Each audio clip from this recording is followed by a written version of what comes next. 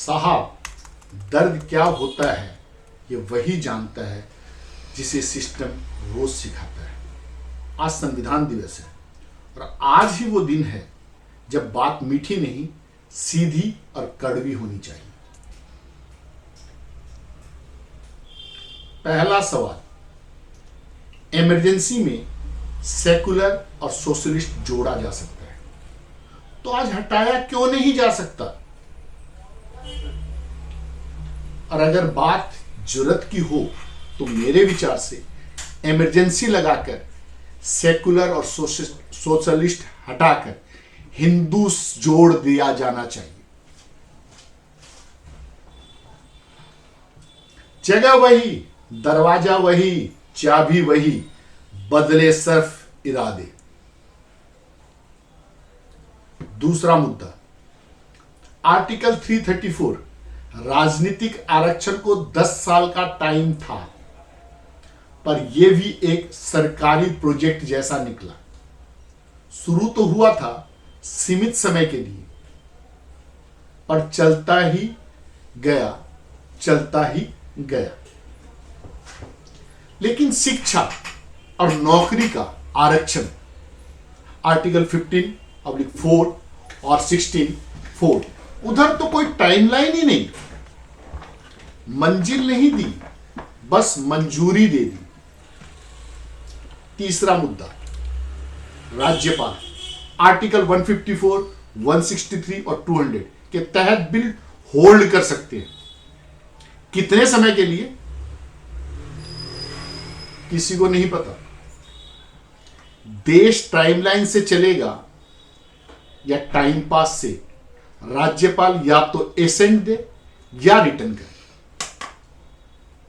Simple. अनिश्चितकालीन मौन संविधान की आत्मा नहीं, संविधान का अपमान है।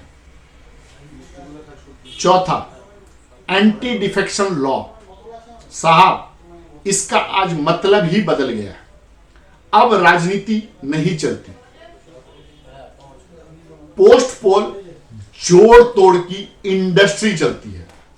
सरल नियम होना चाहिए, पार्टी बदलो, सीट खाली करो, पिछला चुनाव का खर्चा वहन करो और हिम्मत हो तो जनता के सामने वापस जाओ। जनादेश को जूते की तरह बदलने की छूट क्यों? पांचवा, सुप्रीम कोर्ट देश की शीर्ष अदालत है, कोई उच्च नस्ल के कुत्तों का जमानत सेंटर नहीं। सुप्रीम कोर्ट को बड़े संवैधानिक मुद्दों पर समय देना चाहिए। रोजमर्रा की बेल, बॉन्ड सुनवाई, समय क्यों जाया हो इन पर? छठा, राजनीतिक पार्टियां। आज राजनीति सर्विस नहीं, बिजनेस मॉडल बन गया है। फंडिंग हो, आंतरिक चुनाव हो, जवाबदेही हो, सब इच्छा पर चलता है।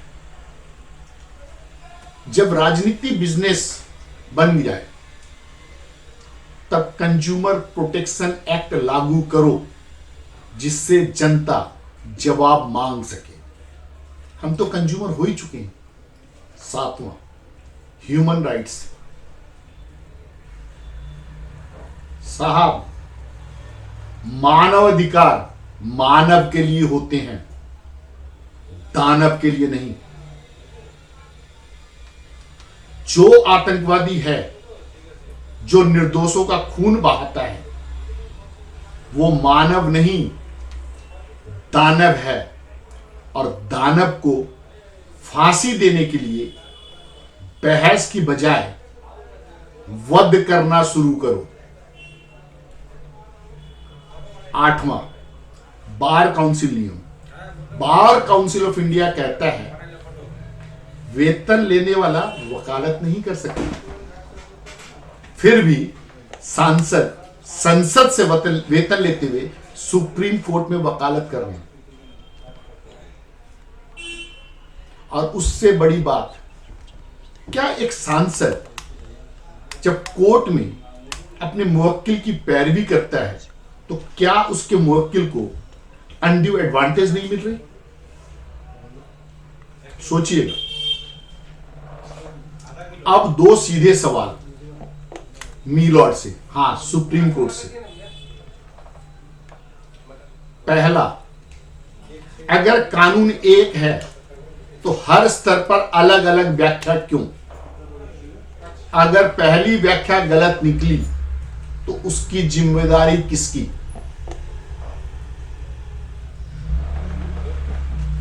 दूसरा, अगर सामान पर एमआरपी हो सकती है तो सर्विस पर क्यों नहीं? अब तो जीएसटी लागू है, गुड्स एंड सर्विस टैक्स। तो यहां क्या एस सजावट के लिए है? और अब आखिरी दर्द, मिलॉर्ड कृपया समय बर्बाद करना बंद करें। राम थे या नहीं, इस पर दशकों बहस चली और उसी दौरान हर साल रामनवमी की छुट्टी भी ली गई। अगर राम थे ही नहीं तो छुट्टी क्यों? और अगर थे तो इतने सालों तक बहस किस बात पर? साहब, जवाब संविधान के पार्ट 3 फंडामेंटल राइट्स में ही था। बस देखने की नीयत चाहिए थी। एक बार संविधान ही देख लेते। अंत में 2 लाइनें, नजरें उठी तो सवालों की गिनती बढ़ती गई। नजरें उठी तो सवालों की गिनती बढ़ती गई। खामोश रहा तो मेरे हिस्से की जंजीरें जड़ती गई। हे भगवान, सबका भला कर और शुरुआत मेरे से कर।